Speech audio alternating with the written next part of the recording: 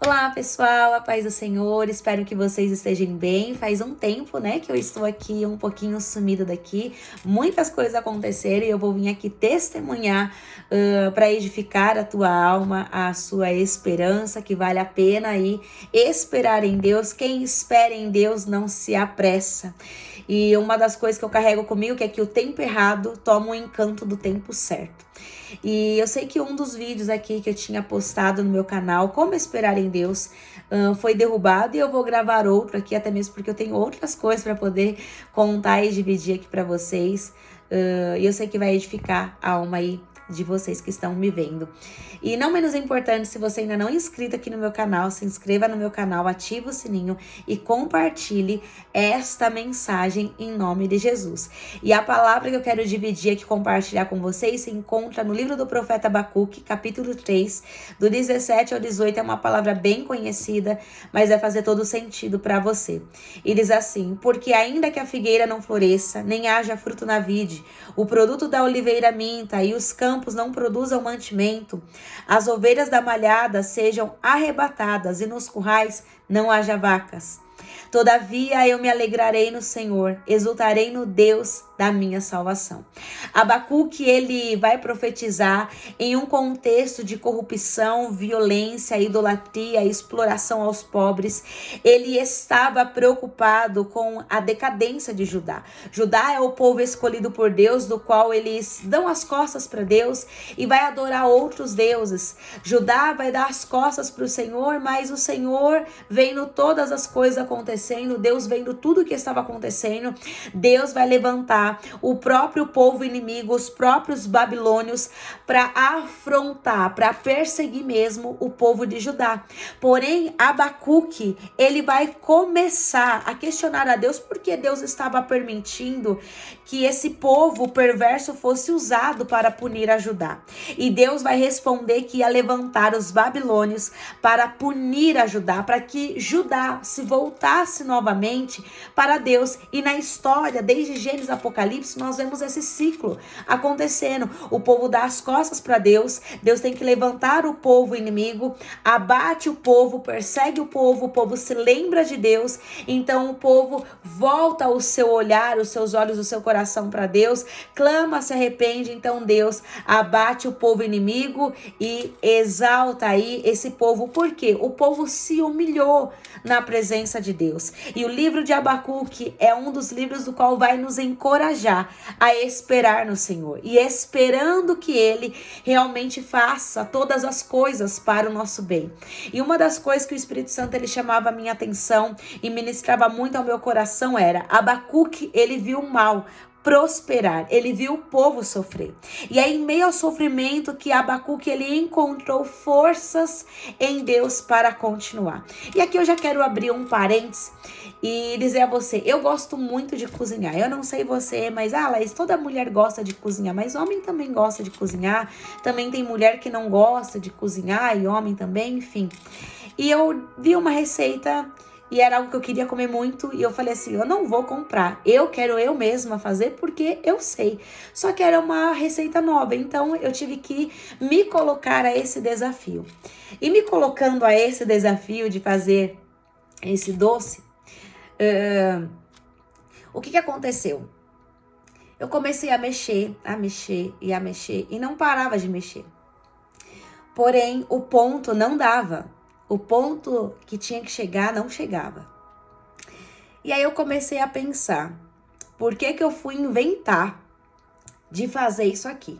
Eu deveria ter deixado para lá ou até mesmo ter ido comprado.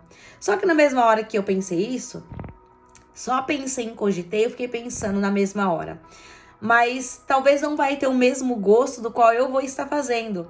Porque eu, pelo menos, eu sinto prazer em fazer algo, em entregar algo, e comer e desfrutar algo daquilo que eu mesmo estou fazendo.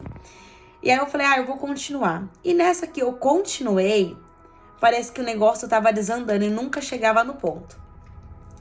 E aí na hora eu pensei, acho que eu vou pedir ajuda pro meu pai, porque eu já tô cansada de mexer isso daqui. Na hora que eu apenas cogitei em pedir ajuda, eu vi que ele começou a formar, ele começou a pegar, ele começou a incorporar.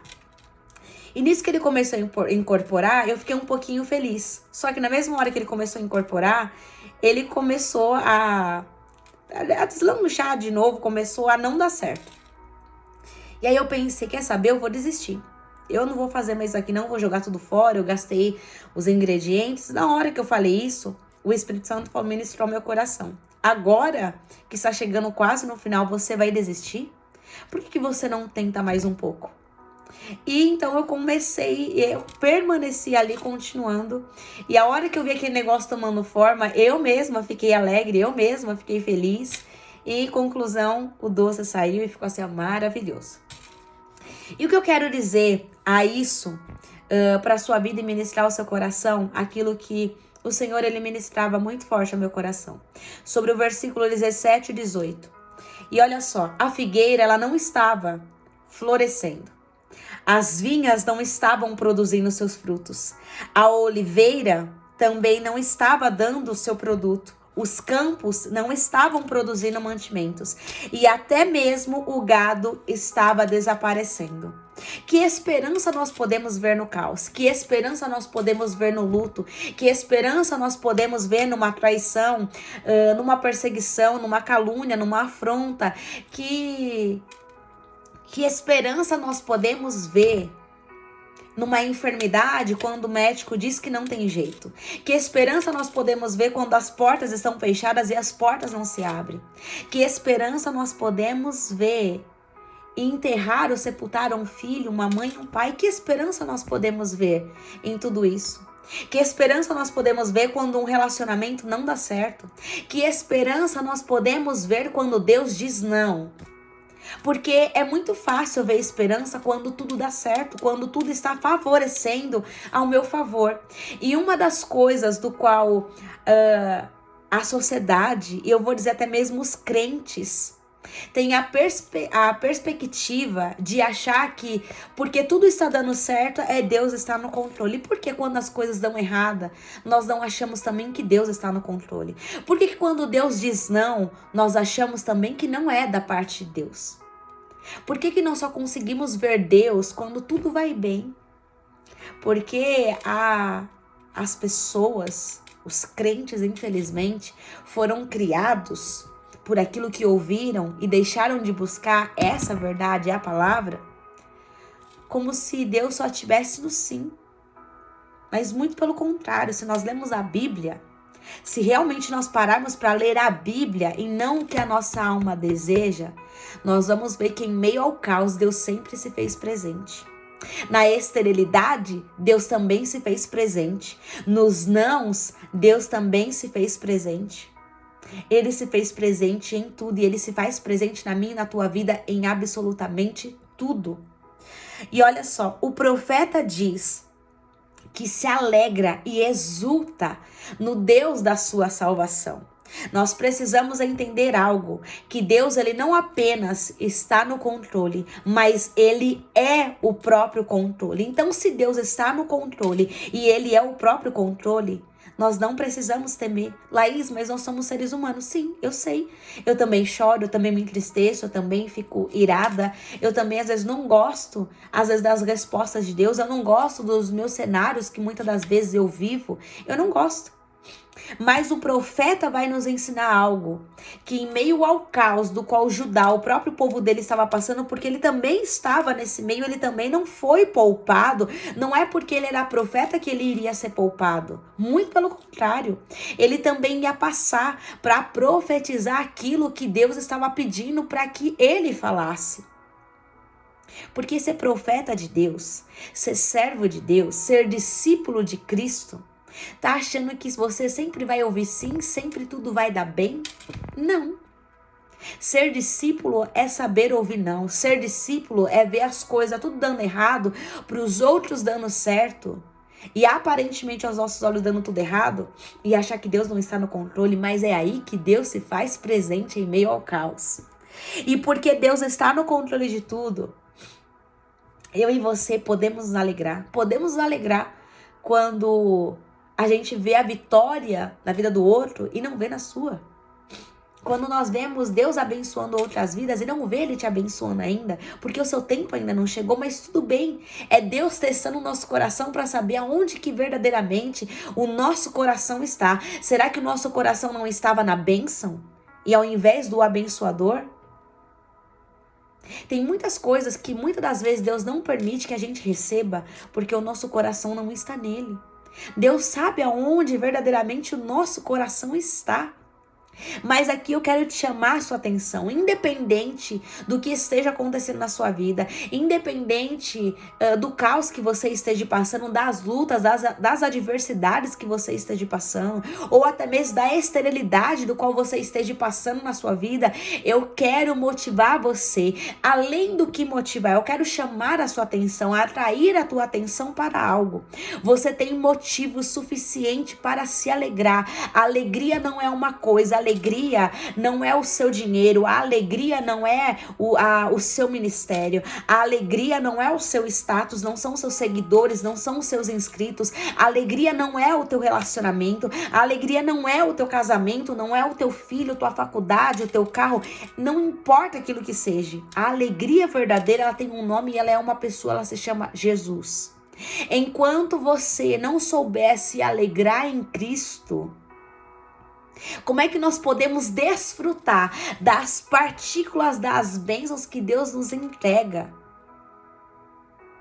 Aqui o profeta, em meio ao caos, ele achou motivos, ele extraiu motivos dentro dele para se alegrar em Deus. E ele disse, todavia, em outras palavras, Abacuque estava dizendo, eu não sei vocês que estão aí no meio desse caos, mas eu decido e eu escolho, eu tô no caos junto com vocês. Os inimigos, os babilônios se levantaram também para mim, porque eu também faço parte desse povo. Mas eu decido, em meio a esse caos, eu decido, eu escolho, eu tomo a minha decisão de me alegrar no Senhor. É como se Abacuque, ele estivesse lendo aquilo que o salmista escreveu. Elevo meus olhos para os montes, de onde me virá o socorro? O meu socorro vem do Senhor que fez os céus e a terra. O próprio salmista aqui pergunta, depois ele se dá a mesma resposta e ele responde para a sua alma. Eu vou me alegrar em Deus. De onde me virá o meu socorro? Peraí, eu tô tão preocupada, achando que as pessoas podem me ajudar, alguém pode fazer alguma coisa por mim, mas não, ninguém pode fazer nada por mim. Mas a única pessoa que pode fazer algo por mim é a pessoa do qual eu elevei os meus olhos. Cristo. Cristo pode fazer algo por mim e por você. De lá que me virá o meu socorro. Então Abacuque, ele decide, ele escolheu. Ele tomou uma postura, ele se posicionou. As respostas não podem ter chegado. Deus pode ter me dito não. Mas eu tenho motivos para me alegrar no Deus da minha salvação, porque se Deus disse não, se Deus fechou a porta, ou se Deus permitiu algumas coisas acontecerem na minha e na tua vida, Ele sabe, verdadeiramente Ele sabe o que é melhor para mim e para a tua vida. Então, por esse motivo, uma maturidade cristã, eu posso me alegrar no Deus da minha salvação, porque Ele sabe o que é melhor para mim. Muitas das vezes, irmãos, a você que está me ouvindo, Deus permite que a gente venha viver coisas que até nós desejamos. Só que no final é precipício, é morte, você fica frustrado, você fica chateado. Aí depois não adianta culpar a Deus. Eu sei que nós temos que tomar as nossas decisões, mas as nossas decisões, um crente firmado em Cristo, ele vai tomar suas decisões sobre a luz da palavra, não é sobre o engano da sua alma, porque enganoso é o coração. Então não é porque o caos se levantou, eu vou dar as costas para Deus. Mas você também tem a oportunidade, quer dar as costas para Deus? Dá. Como a palavra diz, louco, hoje mesmo pedirão a sua alma. Então não adianta ficar arrumando, guardando tesouros, ficando embaraçado com as coisas dessa terra, não dá. Não dá mais, não é tempo para perder mais tempo. Não há tempo para perder mais tempo com picuinhas, com diz que me diz. Não há mais tempo para perder tempo com relacionamentos que não vêm da parte de Deus. Não há mais tempo de ficar perdendo tempo se eu vou servir ou se eu não vou servir, se eu vou me entregar ou se eu não vou me entregar. Não há mais tempo para isso. O tempo é agora, se entregar, se lançar e viver verdadeiramente aquilo que Deus tem, não aquilo que você quer viver. Porque uma coisa é fácil, eu tentar viver as minhas vontades. Só que lá na frente há uma consequência. Abacuque, ele decidiu, talvez o povo estava murmurando, mas Abacuque decidiu, peraí, eu não vou ser igual a todo mundo. E não ser igual a todo mundo, sabe o que vai acontecer? Muitos vão te deixar, muitos vão te largar, muitos vão te rejeitar, porque você não é igual a todo mundo. Porque as pessoas, por serem iguais, elas querem te elevar ao mesmo nível do qual elas estão. Seja como nós, murmure como nós. Nós fizemos assim, vai dar certo. Para cada um, Deus tem um plano. Abacuque, em meio a tudo isso, ele decidiu que ele não iria fazer como todos estavam fazendo. Primeiro, ele não ia dar as costas para Deus, ele ia continuar com os seus olhos voltados para Deus. E segundo, ele decidiu se alegrar em Deus. Ainda que ele estava questionando a Deus, por que Deus estava permitindo que os babilônios perseguissem, afrontassem o povo de Judá. Mas aí é uma postura minha e tua que nós devemos tomar. Ou nós vamos ficar cabisbaixo, ou nós vamos ficar chateadinhos e magoadinhos, ou nós vamos levantar dessas situações, ainda que nós venhamos chorar. Mas nós vamos dizer, Deus, o Senhor sabe o que é melhor para mim. E mediante a essa situação, eu vou me alegrar. Porque a minha alegria não depende de coisas, muito menos de pessoas. Mas a minha alegria depende somente do Senhor.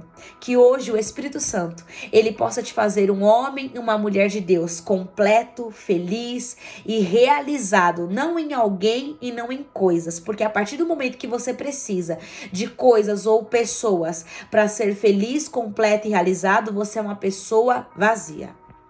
Você é um ser humano totalmente vazio, que ainda não entendeu ainda que é evangelho. O evangelho nós perdemos tudo e na perca nós temos alegria. Porque assim, pode parecer que nós estamos perdendo tudo. Mas se nós temos Cristo, nós temos tudo. Nós temos alegria, nós temos consolo, nós temos abraço, nós temos abrigo, nós temos refúgio, nós estamos escondidos sobre as asas do Onipotente. Nós temos tudo. Se nós temos tudo, nós não precisamos procurar nada fora da vontade de Deus. Porque aquilo que está dentro da vontade de Deus chega no seu tempo, para mim e para a sua vida. Então nós não precisamos pegar atalhos. Abacuque não precisou se alegrar em outras coisas. Ele decidiu se alegrar no Deus da sua salvação. Ele sabia quem era Deus. E aqui fica a pergunta, você sabe quem realmente é Deus? Porque Jó vai dizer, antes apenas conhecia de ouvir, mas agora eu conheço de andar. Bem sei que tudo podes e nenhum dos teus planos serão frustrados. Nenhum dos planos que Deus prometeu para você, até mesmo a perseguição, quando Deus falou que os babilônios perseguiriam Judá, nem essa perseguição foi frustrada, porque tudo aquilo que Deus fala, Jeremias vai falar, que Deus ele vela em cumprir a sua palavra.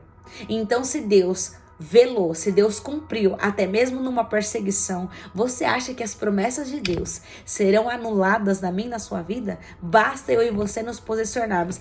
A promessa ainda não chegou, mas eu continuo me alegrando e quando a promessa chegar, eu apenas vou agradecer a Deus. A minha alegria não depende daqui do meu momento, daquilo que eu estou vivendo ou vendo, até mesmo porque a fé vem pelo ouvir e ouvir a palavra de Deus. Eu não preciso estar vivendo para saber que Deus ele faz. Porque a palavra me dá respaldo e me garante que ele faz infinitamente mais aquilo que pedimos, imaginamos ou até mesmo pensamos. O Senhor ele faz. Porque para Deus nada é impossível. Pode ser impossível para mim e para você, mas para Deus abrir a tua madre não é impossível. Para Deus tirar esse tempo de sequidão da sua vida não é impossível. Para Deus mudar o seu quadro de esterilidade e te fazer estéril, para Deus nada é impossível. Laís, como que Deus muda um luto? Deus te consola a sua alma. Eu também tive percas da minha família, meus avós, eu não tenho mais meus avós. E é só Deus para poder consolar, e é só o tempo para poder consolar. É só o tempo, fica as lembranças. E um filho, aquilo que nós entregamos para Deus, eu sei que não é perca, voltou para o Senhor. Mas só Deus, Ele pode consolar o seu coração que talvez tenha perdido alguém. Perdido alguém, eu tô falando para o luto, não perdido alguém que saiu. Se a pessoa saiu, ela precisava sair para que você pudesse viver o novo. Se Deus mudou as suas estações, você de rota, de lugar, Deus sabe o que é melhor para você. Deus sabe que o próximo nível, as pessoas que andavam com você, não faria mais sentido andar com você. Deus tem coisas novas.